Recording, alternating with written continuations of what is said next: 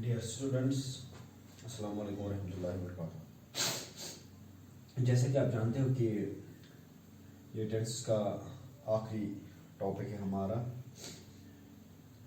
कल हमने स्टार्ट किया था फ्यूचर टेंस। वो फ्यूचर टेंस में हमने पढ़ा था future indefinite tense and future continuous tense. Okay, आज हम पढ़ने जा रहे हैं future perfect and future perfect continuous. ठीक है, इसके साथ हमारा जो टेंस का है वो ये जो टॉपिक है वो क्लोज हो जाएगा, खत्म हो जाएगा। ठीक है, फ्यूचर परफेक्ट टेंस किसे बोलते हैं हम?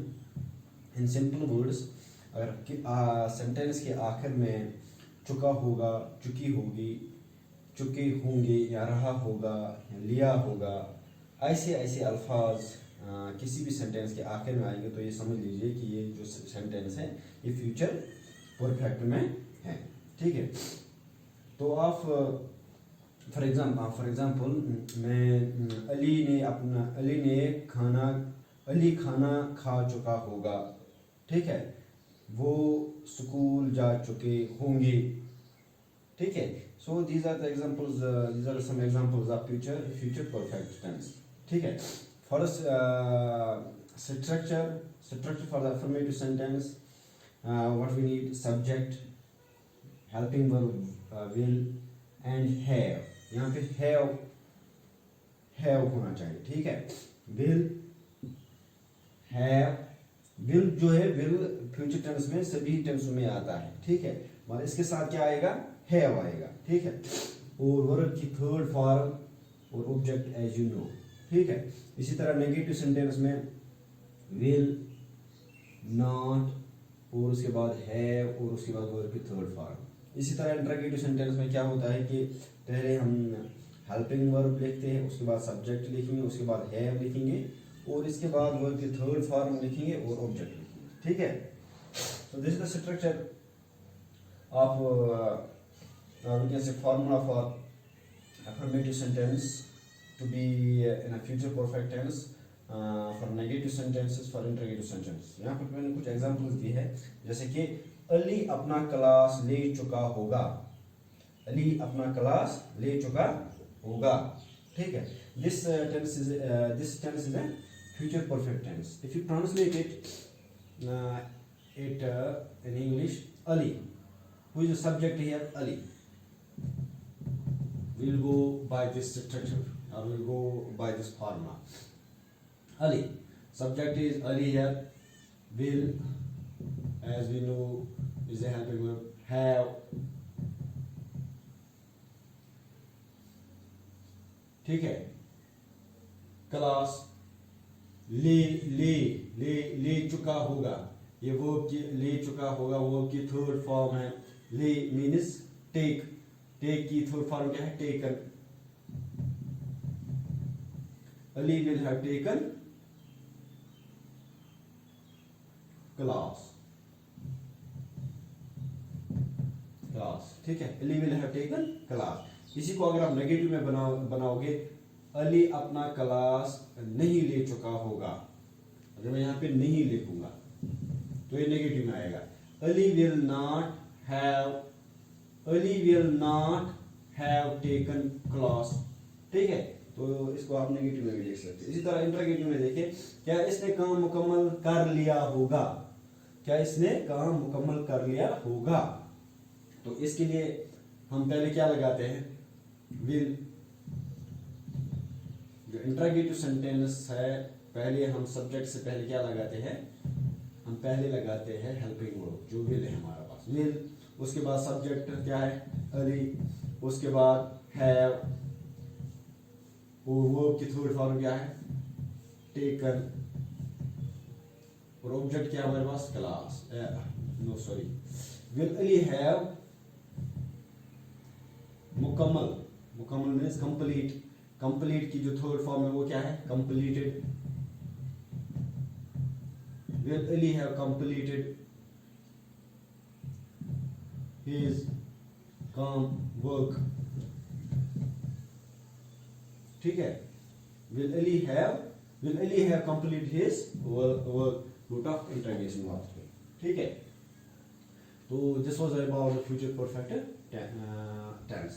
And now coming to future perfect continuous, अगर आखिर के सेंटेंस में, सेंटेंस के आखिर में होगा रहा होगा, रही होगी, रहे होंगे। अगर आप देख सकते हो ये हमारे फ्यूचर कंटिन्यूअस टेंस में भी आ रहा है, ठीक है। So what is the difference between the future perfect continuous and future continuous tense?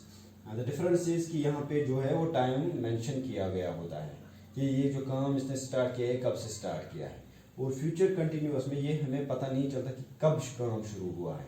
यहाँ पे हमें पता चलता है कि काम टाइम मेंशन किया गया होता है, ठीक है।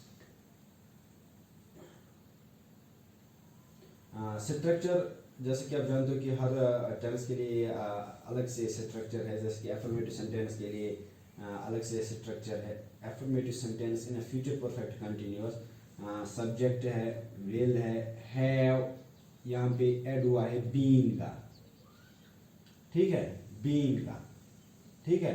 यहाँ पे क्या है, विल और हैव। फ्यूचर परफेक्ट कंटिन्यूअस में क्या है, बीन का। और यहाँ पे परफेक्ट में क्या था, वर्ब की थर्ड फॉर्म। यहाँ पे वर्ब की फर्स्ट फॉर्म है और इन फॉर्म है, जिसे हम जिरन भी बोलते हैं, प्लस ऑब्जेक्ट और सिंस और फॉर, ठीक है। कोई भी कंटिन्यूअस परफेक्ट कंटिन्यूअस टेंस हो, कोई भी, चाहे वो प्रेजेंट परफेक्ट कंटिन्यूअस हो, पास्ट परफेक्ट कंटिन्यूअस हो, फ्यूचर परफेक्ट कंटिन्यूअस हो, ठीक है, उसके लिए हमें क्या चाहिए, उसके लिए टाइम वहां पे मेंशन किया हुआ हो, सिंस और फॉर का इस्तेमाल होता है, ठीक है। इसी तरह नेगेटिव सेंटेंस के लिए, नेगेटिव सेंटेंस में आपको खाली ये याद रखना है कि नॉट का इस्तेमाल होगा। बाकी जो एफर्मेटिव सेंटेंस के लिए इस्तेमाल होता है वही नेगेटिव सेंटेंस के लिए होता है, ठीक है। और इंट्रोगेटिव सेंटेंस के लिए क्या होता है, इंट्रोगेटिव सेंटेंस में हम पहले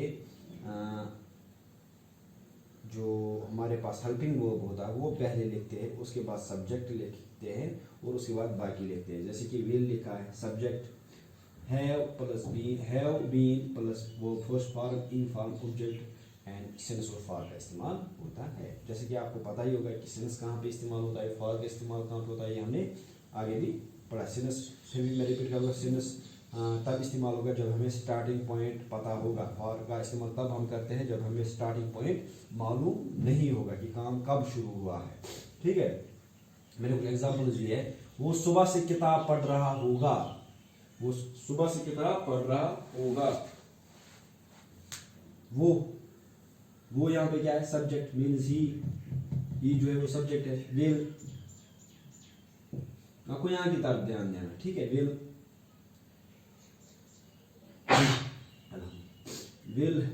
ही विल हैव बीन, वो की फर्स्ट फॉर्म क्या है, पढ़, पढ़ मीन्स रीड, इसकी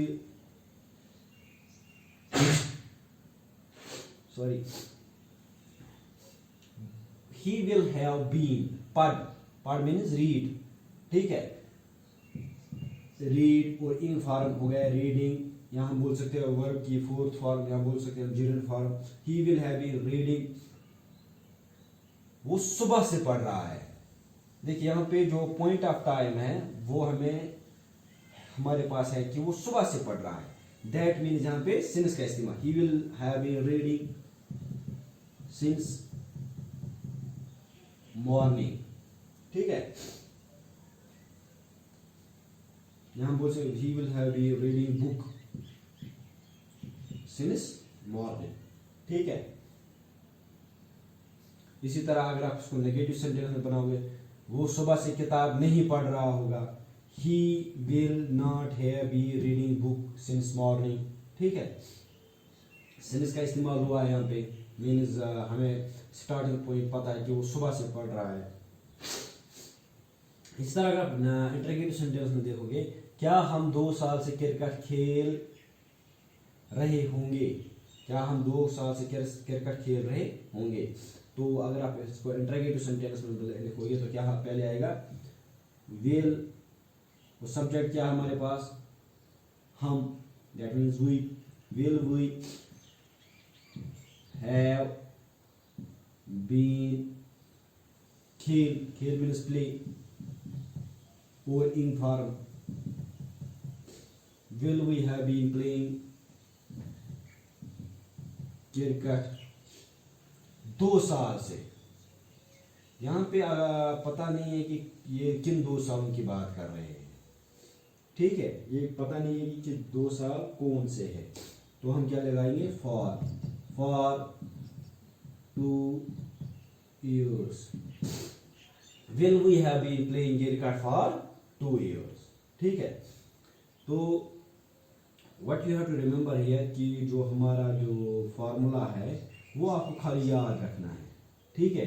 और इसमें इम्पोर्टेंट ये है कि जो वर्ब की फॉर्म्स है वो आपको याद रखना कि वर्ब की कौन सी फॉर्म यहाँ पे अप्लाई होगी, और आपको पता होना चाहिए कि जैसे कि गो है, इसकी सेकंड फॉर्म क्या है, इसकी थर्ड फॉर्म क्या है। जैसे रीड है, इसकी फर्स्ट फॉर्म रीड है, सेकंड फॉर्म क्या है, थर्ड फॉर्म क्या है, तभी आपका जो टेंस है वो कंप्लीट होगा, ठीक है। So this was about the future perfect continuous, ठीक है। So I think I hope that कि आपको ये टेंसेस समझ में आए होंगे, और इंशाल्लाह जो आने वाला एग्ज़ाम होगा उसमें आप इंशाल्लाह जो पेपर है आप अपना अच्छा करोगे। Thank you.